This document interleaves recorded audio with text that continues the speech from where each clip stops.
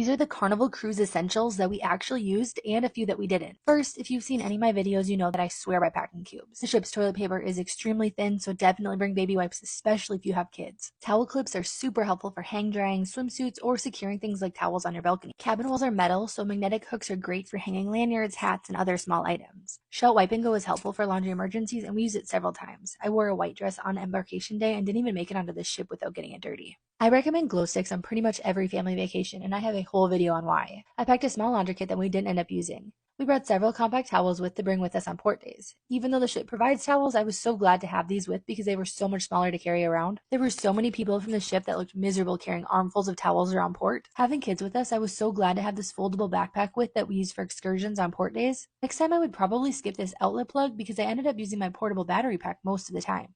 I'd also skip this magnetic light because there's ample lighting in the room. I brought several lanyards to attach our sail and sign cards and absolutely recommend that you add them to your packing list. We brought Ziploc bags for just in case, and I honestly don't remember if we used them. I'd bring my notebook again, and the deck plans were fun for the kids to look at, but everything is on the app.